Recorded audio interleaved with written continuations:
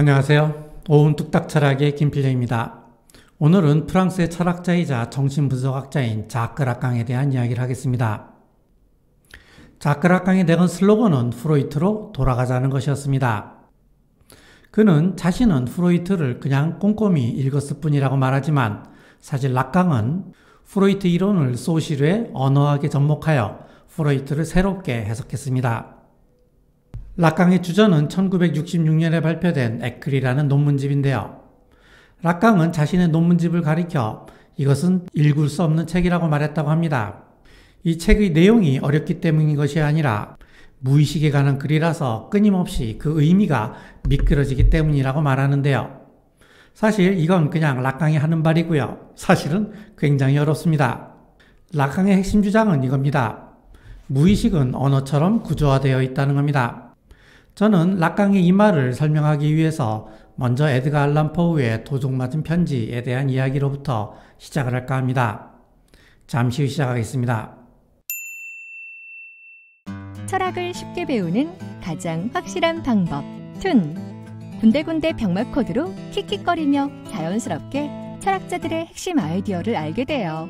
철학을 하고 싶은데 서툰이들을 위한 툰! 5분 뚝딱 철학 순한 맛 철학툰. 먼저 19세기의 미국의 소설가 에드가 알란 포우의 추리소설 도둑맞은 편지에 대해서 이야기를 하겠습니다. 스토리를 간단하게 만들기 위해서 등장인물들을 약간 각색하겠습니다. 등장인물은 왕과 왕비, 장관, 경찰국장, 그리고 뒤팽이라는 사설탐정, 이렇게 5명입니다. 먼저 왕비가 자신의 방에서 비밀 편지를 읽고 있습니다. 그때 갑자기 왕과 장관이 왕비의 방에 들어옵니다. 왕비는 순간 당황하지만 편지를 왕에게 들키고 싶지 않았기 때문에 별거 아닌 것처럼 화장대 위에 올려놓습니다. 왕은 눈치채지 못했지만 장관은 화장대 위의 편지가 보통 편지가 아니라는 것을 직감합니다. 그래서 장관은 자신이 가지고 있던 비슷한 편지와 슬쩍 바꿔치기를 합니다. 왕비는 그걸 보았지만 그냥 지켜보는 수밖에 없습니다. 두 눈을 멀쩡히 뜨고 도둑을 맞은 거죠. 안 그러면 왕이 눈치를 채니까요. 편지를 입수한 장관은 이제 왕비의 약점을 주게 됩니다. 장관은 그 약점을 이용하여 왕비에게 무언의 압력을 가하며 자신의 권력을 키워갑니다.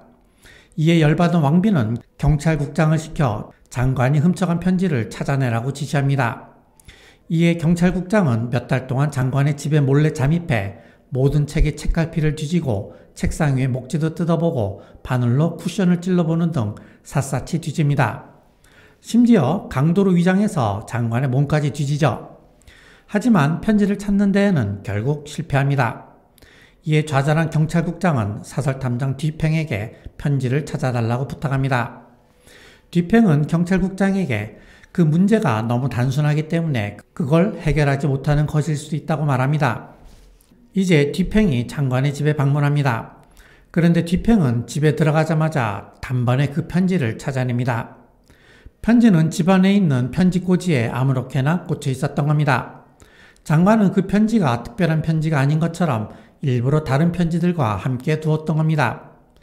경찰국장은 설마 그 중요한 편지를 편지꽂이에 두었을 리가 없다고 생각하고 엉뚱한 곳만 뒤졌던 겁니다.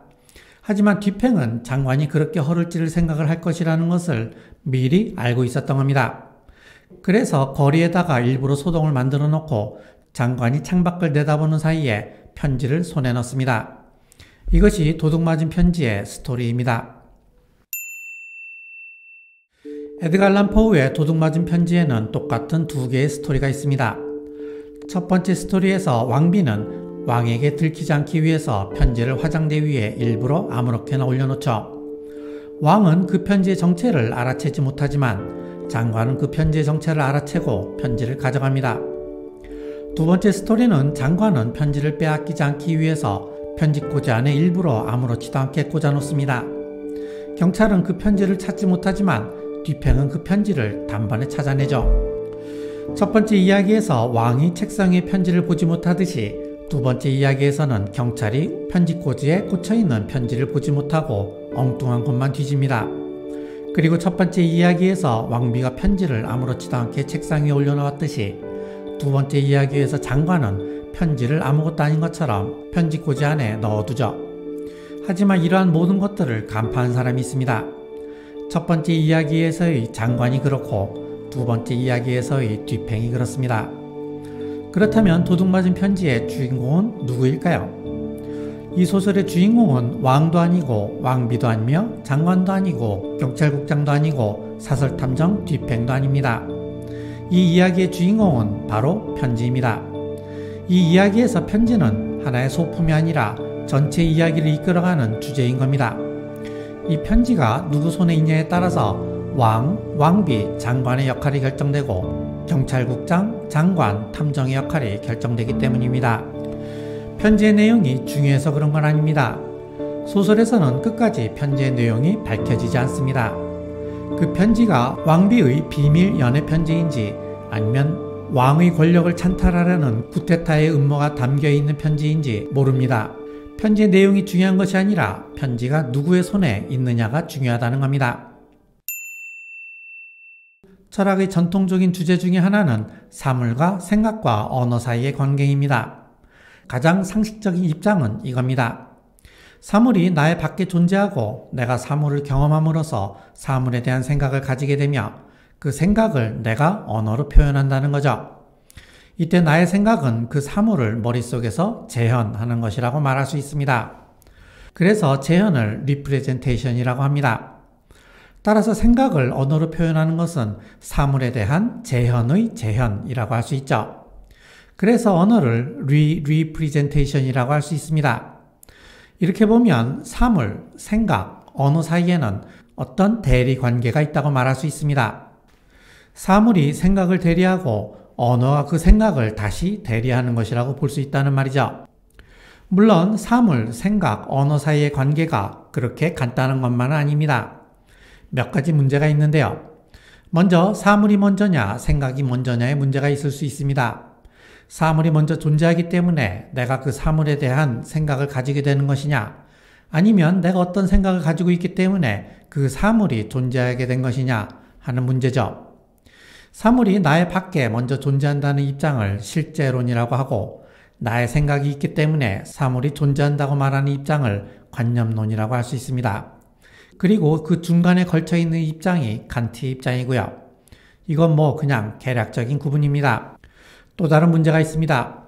그것은 우리가 어떤 생각을 하기 때문에 그것을 언어로 표현하는 것이냐 아니면 언어가 있기 때문에 우리가 생각할 수 있는 것이냐 하는 문제입니다. 즉, 내 생각의 주인은 나인가 아니면 언어인가의 문제이죠. 이제부터 이 이야기를 해보죠.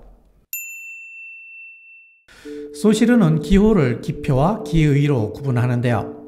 기표는 문자 그 자체를 말하는 것이고 기의는 문자가 가지는 의미를 말합니다. 즉 사과라는 글자는 기표이고 사과라는 글자가 의미하는 것이 바로 기의입니다. 그런데 사과라는 기표가 바로 이것을 의미해야 한다는 법은 없습니다. 사과라는 기표가 이것을 의미할 수도 있었고 이것을 의미할 수도 있었다는 거죠.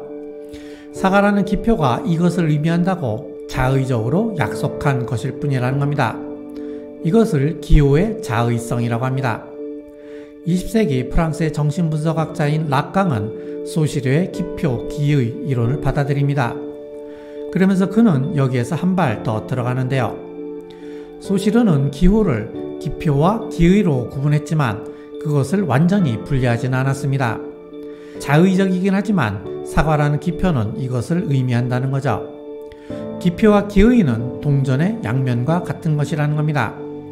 하지만 락강은 기표와 기의를 완전히 분리시켜 버립니다. 기표와 기의는 만날 수 없다는 거죠. 기표는 하나의 기의에 고정되지 않고 계속해서 미끄러져 간다는 겁니다. 그래서 기의는 다른 기표들 사이의 관계에 의해서만 드러난다는 거죠. 우리는 은연중에 꿈이나 말실수, 농담 속에서 무의식이 드러나는 경우가 있습니다. 이렇게 드러나는 것을 무의식의 징후라고 합니다. 락강에 따르면 무의식의 징후가 바로 기표, 즉 대문자에 쓰입니다. 그리고 무의식이 바로 기의, 즉 소문자에 쓰이죠. 기표가 기의에 의해서 드러나는 것처럼 무의식이 징후로 나타난다는 겁니다. 그런데 락강은 기표와 기의가 고정된 것이 아니라고 말합니다. 기표는 하나의 기의에 고정되지 않고 계속해서 미끄러져 가는 것처럼 무의식의 징후만 보고 그 사람의 무의식을 알 수는 없다는 겁니다.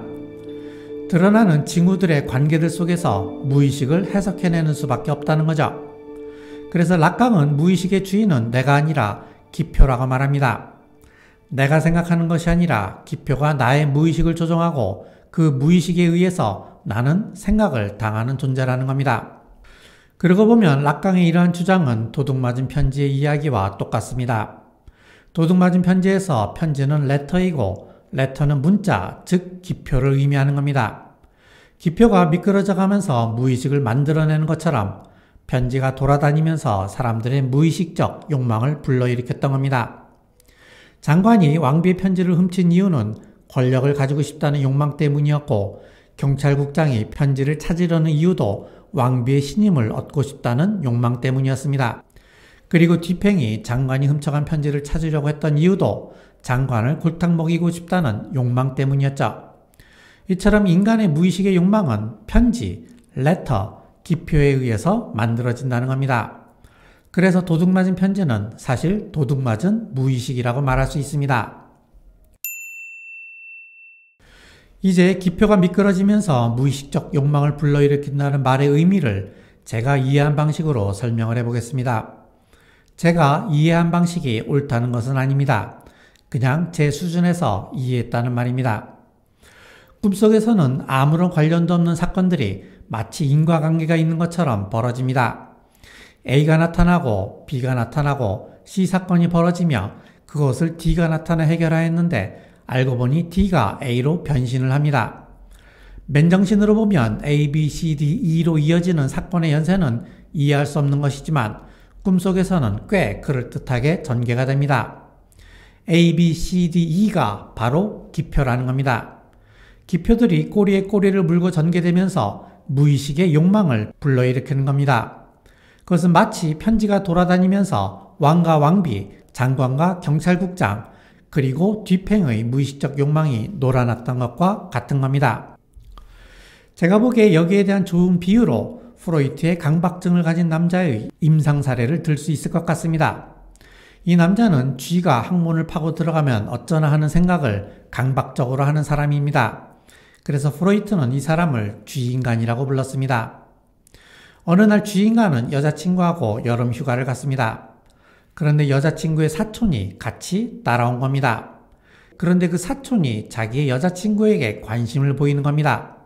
쥐인간은 여친이랑 둘이 있고 싶은데 사촌이 끼니까 갑자기 짜증이 난 겁니다. 순간 쥐인간은 사촌을 죽이고 싶다는 생각까지 들었습니다. 그런 생각이 들자 쥐인간은 갑자기 살을 빼야겠다고 하면서 다이어트를 하고 등산을 하기 시작하는 겁니다. 왜 그랬을까요? 프로이트의 분석은 이겁니다. 그 사촌의 이름은 리차드였는데요. 그런데 리차드를 영국에서는 애칭으로 딕이라고 부른다고 합니다. 그런데 딕은 독일어로 뚱뚱하다, 비만, 지방이라는 뜻이 있습니다. 그런데 이 남자는 리차드를 죽이고 싶다는 충동이 생겼다고 했죠. 그런데 그러한 충동은 남에게는 물론이고 스스로에게도 드러내고 싶지 않습니다. 그래서 이 남자는 리차드를 죽이고 싶다는 생각을 지방을 없애버리고 싶다는 생각으로 바꾸어 버렸다는 겁니다. 리차드와 지방을 동일시한 겁니다. 즉 자기도 모르게 무의식적으로 자신의 생각이 조종당한 겁니다. 그래서 갑자기 폭풍 다이어트를 하고 운동을 시작했다는 겁니다. 리차드라는 기표가 딕이라는 기표로, 그리고 딕이라는 기표가 다시 지방이라는 기표로 미끄러진 겁니다. 즉 기표의 미끄러짐에 따라서 쥐인간의 무의식적 욕망이 놀아났던 겁니다. 사실 제가 2년 전에 락강에 관한 영상을 2편을 만들어서 올린 적이 있습니다. 그때 제가 무의식이 언어처럼 구조화되어 있다라는 말이 진짜로 무엇을 의미하는지 잘 모르겠다고 말한 적이 있죠. 그러면서 나중에 다시 이야기할 기회가 있을 것이라고도 말했습니다. 그래도 그때보다는 조금 더 이해가 되는 것 같긴 하지만 사실 여전히 잘 모르겠습니다. 실컷 이야기해놓고 모르겠다고 해서 미안한데요. 아무튼 도둑맞은 편지와 프로이트의 쥐인간 사례가 락강의 무의식과 언어를 이해하는데 조금 도움이 되었으면 합니다. 오늘 이만 마치죠. 감사합니다.